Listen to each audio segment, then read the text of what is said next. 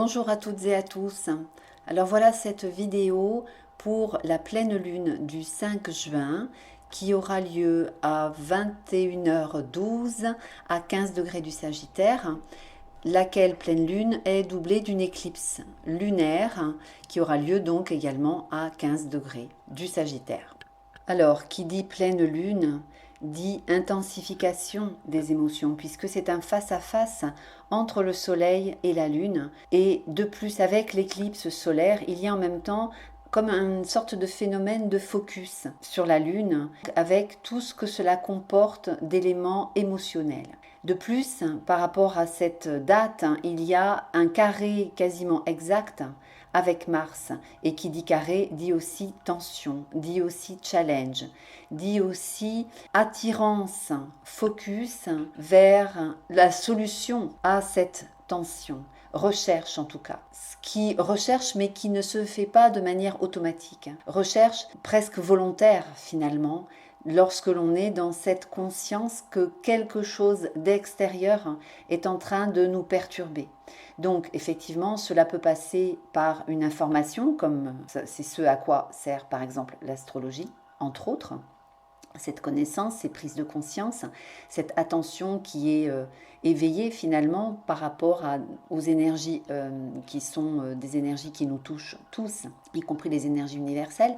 Cela donne un sens aussi aux événements éventuels extérieurs qui peuvent avoir lieu, mais surtout cela attire notre attention pour pouvoir trouver ces solutions.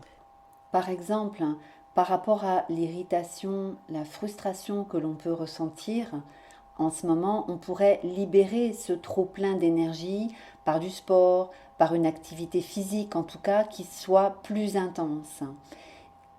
Étant donné que Mars est en Poisson en plus, on peut avoir du mal à exprimer. Et Neptune est juste à côté, pas très très loin de Mars. Donc du coup, cela donne deux configurations où il y a de la confusion à l'intérieur. Il peut y avoir un manque d'objectivité. Il peut y avoir aussi un côté très idéaliste, très, en même temps, c'est porteur parce que cela donne des rêves, cela donne ce désir justement de réaliser ce qui nous tient à cœur, mais en même temps, cela peut nous faire un grand écart entre la réalité au quotidien et ce que l'on a envie de vivre et renforcer cette frustration, renforcer cette irritation et cette nervosité, cette tension intérieure. Donc, restons bien en contact, bien sûr, avec tout ce qui nous nourrit intérieurement par rapport à ces rêves, cet idéalisme, cette envie de voir du beau autour de nous et de faire de notre vie un lieu d'harmonie et de paix. Donc cela devrait être le plus important finalement. Et puis en même temps, essayons de prendre bien conscience que ces tensions intérieures peuvent aussi nous appartenir, peuvent être donc liées aussi aux configurations extérieures et que c'est juste un moment qui va passer. Ensuite, nous avons Vénus qui est en Gémeaux, qui est également en carré avec Mars. Donc, cette Vénus en Gémeaux, elle a tendance à intellectualiser, elle a tendance à vouloir couper les cheveux en quatre, elle a tendance à être facilement blessée finalement. Étant donné aussi que nous avons ce Mercure qui est en Cancer, il y a peut-être un risque en fait que le mental vienne donner des raisons justement de s'énerver, de voir les choses en noir, d'être plutôt négatif. Donc il y a vraiment cette nécessité de cultiver le positif, essayer vraiment de s'exprimer de façon la plus authentique possible, puisque nous avons quand même, au-delà de tout ce que je suis en train de vous dire dans le terme de tension, carré, etc., nous avons quand même de belles configurations. Là, par exemple, Mercure-Mars nous permet justement de pouvoir trouver une manière authentique d'exprimer ce qu'on ressent, mais si il n'y a pas cette possibilité, il vaut mieux attendre de se sentir plus en paix à l'intérieur.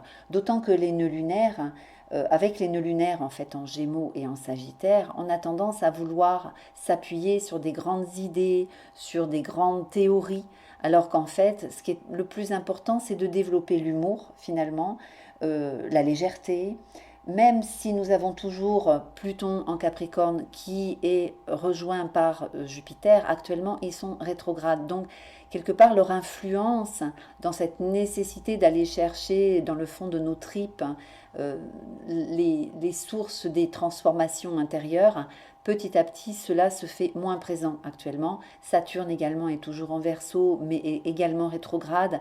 Donc actuellement disons qu'on peut peut-être se relâcher un petit peu la pression intérieure par rapport à tout ce qui est à mettre en place dans notre vie qui peut nous permettre de nous sentir beaucoup plus en accord avec nous. Actuellement, je dirais, privilégions la légèreté, privilégions justement avec ce déconfinement qui se fait de manière progressive, la joie de se retrouver, la joie de partager. Nous avons Uranus qui est aussi en bonne configuration avec Mercure, toujours cet Uranus en taureau qui nous incite à profiter de la nature, profiter des bons moments, profiter de la vie, profiter du beau dans nos vies à travers les fleurs, la nature, cultivons notre jardin, cultivons aussi nos amitiés, cultivons les bons moments passés en famille. Donc légèreté, on n'est pas en train, il va falloir déjà digérer tout ce qui s'est passé avec le confinement, donc nous avons suffisamment à faire. Cette éclipse du 5 juin nous invite à mettre notre focus sur certaines zones de notre vie en laissant quelque part l'univers, ce en quoi vous croyez, faire le reste.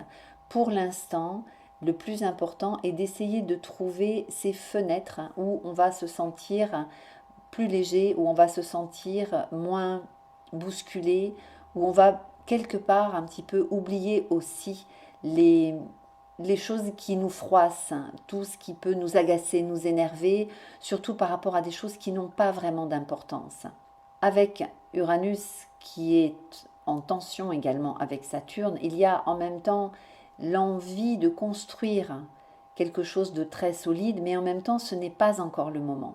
Le moment n'est pas encore arrivé, il faut ralentir un petit peu pour l'instant, choisir le bien-être, l'harmonie, la paix, la tranquillité, dépenser son énergie dans des choses qui sont constructives, par exemple faire de la maçonnerie, pourquoi pas, continuer le bricolage dans la maison, refaire son jardin, bref, essayer vraiment d'être dans du constructif à long terme. De toute façon, tout ce qui se passe actuellement, c'est pour du long terme, donc prenons le temps aussi de construire pour l'avenir. Mais actuellement, le plus important est vraiment de privilégier l'harmonie intérieure, la paix intérieure. Alors par ailleurs, étant donné que Vénus est rétrograde, avec cette configuration de Mars qui est en carré, il va falloir également faire attention. Lorsque je vous parle de légèreté, je ne parle pas de superficialité. Avec ce Vénus rétrograde, il peut y avoir en même temps quelque chose d'intérieur ou d'intériorisé dans cette volonté d'aimer qui peut se transformer en séduction, qui peut se transformer en désir d'obtenir immédiatement ce qui nous fait plaisir. Donc là, on est dans un risque avec ce carré avec Mars d'être trop impulsive, ne serait-ce que dans les relations, puisque là aussi avec la configuration Sagittaire-Gémeaux par rapport au nœud lunaire, il y a les relations qui sont vraiment aussi sur le devant de la scène et qui nous invitent à essayer de trouver dans la relation que nous avons en particulier avec le conjoint, mais aussi d'une façon générale, à privilégier encore une fois ce qui ne nous plombe pas dans les conversations ou ce qui ne met pas de l'huile sur le feu par rapport à la colère, par exemple, mais plutôt à privilégier justement, encore une fois, l'humour et les conversations qui nourrissent, qui font du bien tout simplement. Donc des considérations qui vont nous parler de joie de vivre, de partage, de tout ce qui est constructif. Ce n'est pas vraiment le moment de prendre des grandes décisions.